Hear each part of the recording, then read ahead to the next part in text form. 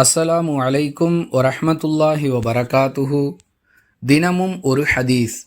ரசூலுல்லாஹி ஸல்லல்லாஹு அலைஹி வஸல்லம் அவர்கள் எங்கு எப்பொழுது தொழுகை நேரத்தை அடைகிறார்களோ அங்கேயே தொழுகையை நிறைவேற்றக்கூடிய வழக்கமுள்ளவர்களாக இருந்தார்கள் என அனஸ் ரதியல்லாஹு அன்ஹு அவர்கள் அறிவிக்கிறார்கள்.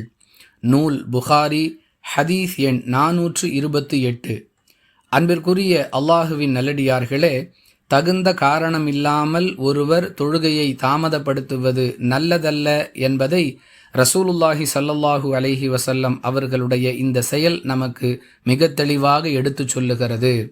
ஜமாத் தொழுகைக்கென்று நிர்ணயிக்கப்பட்ட நேரத்தை எதிர்பார்த்து காத்திருப்பது போன்ற நியாயமான காரணமில்லாமல் ஒருவர் தொழுகையை தாமதப்படுத்தக்கூடாது.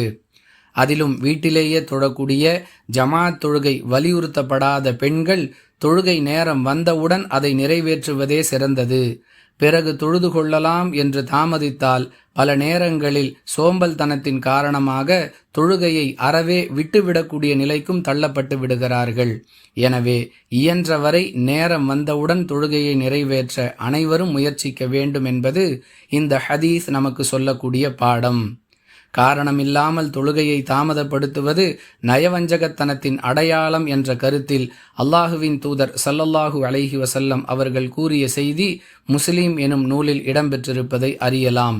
எனவே நேரம் வந்தவுடன் தொழுகையை நிறைவேற்ற முயற்சிப்போம். வாஹிரு தஅவானா அனில் ஹம்துலில்லாஹி ரப்பில் ஆலமீன். அஸ்ஸலாமு அலைக்கும் வரஹ்மத்துல்லாஹி வபரகாத்துஹு.